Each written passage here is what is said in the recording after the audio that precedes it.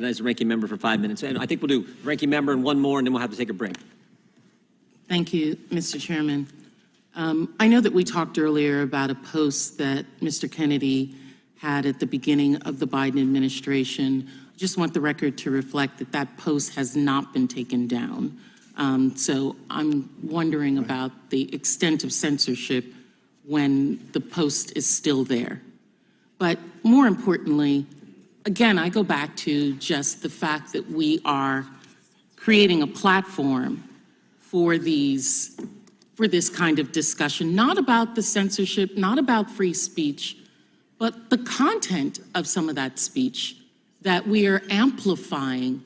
We're a very difficult time in Black America where individuals who were already sick with a disease were then reviewed, experimented on who already had a disease to see how far that disease went. And making the comparison that manipulates and preys on Black people's feelings about the atrocities of the past in order to prevent them from seeking life-saving vaccines in the present. And knowing that this is dangerous, I cannot also be unaware that this comes from an individual who, by Mr. Roy's introduction, is very smart and understands the implications of this. You know, Mr. Kennedy's own family decries his stance on vaccines, and families disagree on a lot of things. I got family members that, we all disagree, so that doesn't mean anything. But the fact that he has famously sent a request to a party guest that they had to be vaccinated to come to his party. And I'd like to introduce into the record a letter from Louis Silkin, a law firm representing Mr. Kennedy, which states, as he has stated repeatedly, he vaccinated all his children, and I'd like that to be introduced into the record, but tells the Black community and myself, a mother of 5 Black children, that I should really be careful and not necessarily have the same safeguards to protect my family, my children, from a virus that has killed millions of people because I'm Black. There's no secret that this is an amplification of his own platform. I'm not going to talk about the money that's received from the Children's Health Defense, from his anti-vaccine organization that's responsible for a majority of the false information out there about COVID, and the notoriety that's gained from it by manipulating Black and other vulnerable communities to propagate these pseudosciences. Ms. Wiley, are you aware of the phrase superhuman yet subhumanization?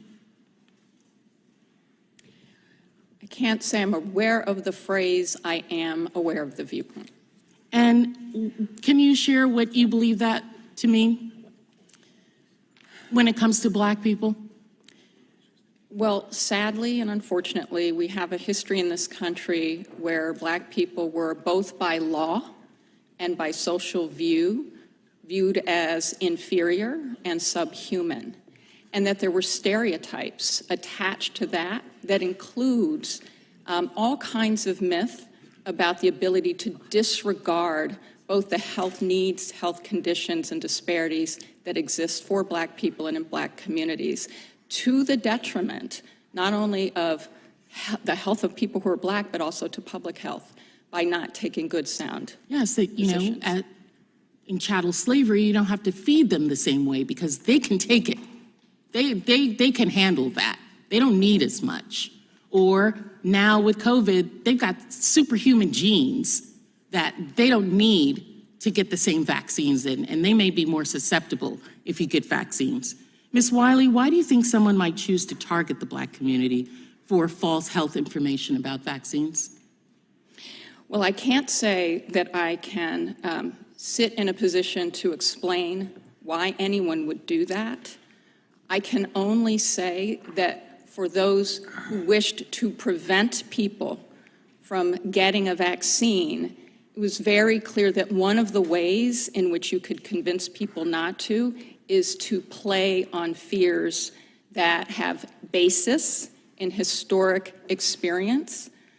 Sadly, and frankly, and I can say this personally speaking from having conversations with friends, with people I worked with family members, who were terrified of whether or not there might be some adverse consequences for them because of the Tuskegee experiments, explicitly referring to times in which Black people had been tested on without their permission or denied access to medical intervention despite awareness that it would be detrimental to their health. That distrust has historical fact.